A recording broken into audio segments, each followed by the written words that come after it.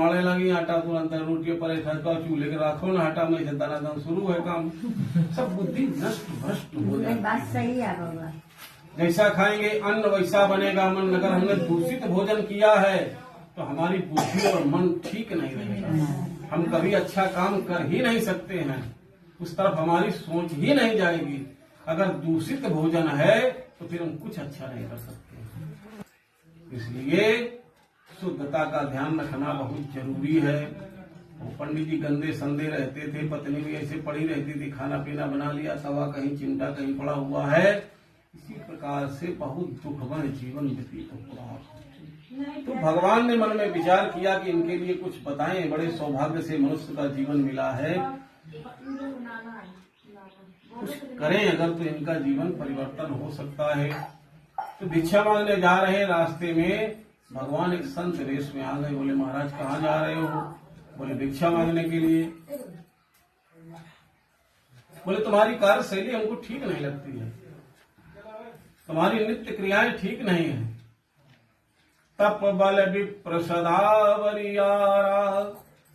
अगर ब्राह्मण तपस्या करता है, पूजा करता है, नियम करता है तो सब पर भारी पड़ेगा वो,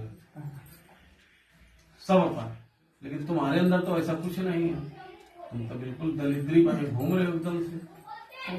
तो ऐसा करो कुछ परिवर्तन आ जाए जीवन। बोले क्या करें? बोले घर में न हो तो भगवान की कथा सुन ले।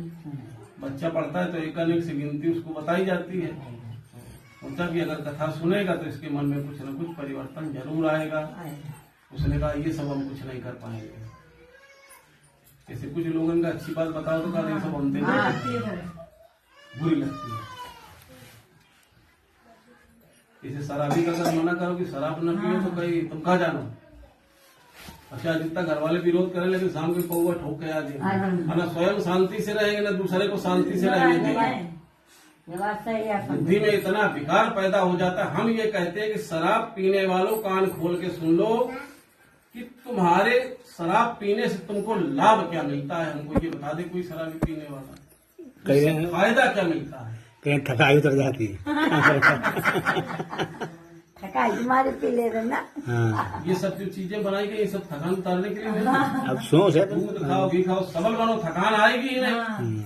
क्यों थकान आएगी?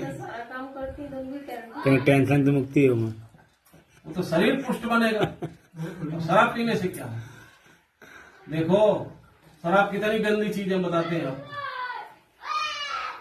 जब द्वापर युग का अंत हो रहा था, कलयुग का प्रवेश हो रहा था, राजा परीक्षित के सामने आ गया। कलयुग कहने लगा महाराज मुझे अपने राज्य में प्रवेश दे दीजिए।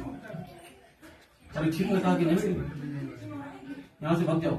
वो जान गए ना कौन हो तुम? बोले हम कलयुग है। बोले ना तुम्हारा प्रवेश नहीं होगा। बोले महाराज हमें शरण तो देनी पड़ेगी, कहीं भी शरण। राजा परीक्षित ने कहा कि ये तो बड़ा गलत कर दिया गया। राजा परीक्षित ने 4 जगह उसको दी थी। द्यूतम पानम श्रेयस्तूणः, जहाँ जुआ खेला जाता है, जिनके घर में जुआरी रहते हैं वहां पर जाकर के तुम बैठ जाओ।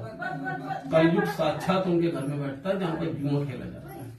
और पानम माने पीना, जो शराब पीते हैं कलयुग उनके घर में पूर्ण रूप से बैठता है। जहाँ पर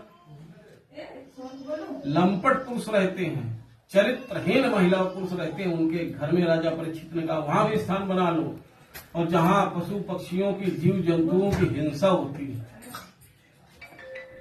उनके घर में भी जाकर के अपना स्थान बना लो। 4 जगह, और 4 जगह स्थान बनाएगा कलयुग। जो लोग ये काम करते हैं उनके घर का निश्चित समय में कभी उत्थान होने वाला नहीं है। पांडव जुआ खेले, बर्बाद हो गए। ये तो शराब तो मनुष्यों के लिए नहीं बनाई गई है, ये तो राक्षसों का भोजन है।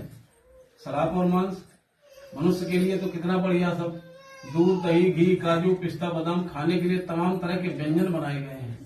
पीने के लिए शरबत है, पेप्सी है, तमाम चीजें बनाई गई हैं। क्या उसी को पीने से कोई हमें ज्यादा लाभ मिलता है क्या? पैसा खर्च करो, घर में न कोई शांति से रह पाए, न बच्चों के लिए कुछ कर पाओ, बच्चों का भी भविष्य बिगड़ जाता है।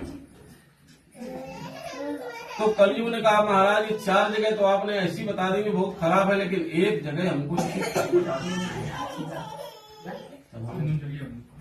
अच्छा मांग लो एक जगह कहाँ रहना चाहती हो, तो उन्होंने कहा कि हमें स्वर्ण में वास दे दो, सोने में। तो सोना जो घर में रखता है कलयुग का वास होता है उसमें। राजा परीक्षित सोने का मुकुट धारण किए थे, कलयुग बैठ गया उसमें, और बैठने के बाद ऐसी मति भ्रष्ट हो गई, एक संत के गले में मरा हुआ सर्प डाल दिया। जो इतना धर्म ध्वजाधारी राजा था, आज प्रायश्चित करने लगा कि ये क्या हो गया, मैं जिन संतों की चरण रज अपने सर पे माथे पे रखा था, आज मेरी मति इतनी भ्रष्ट हो गई कि मैंने मरा हुआ सांप उनके गले में डाल दिया। तब श्राप मिला, 7 दिन में मरने का श्राप मिला। राजा परीक्षित सब कुछ राजपाट छोड़ करके चले गए। 7 दिन भागवती कथा सुनी और सुनने के बाद मोक्ष को प्राप्त हो गए। पंडित जी ने कहा कि हम सब नहीं कर पाएंगे, बोले इच्छा हो तो कर लेना। अब जा पर कृपा राम की होई।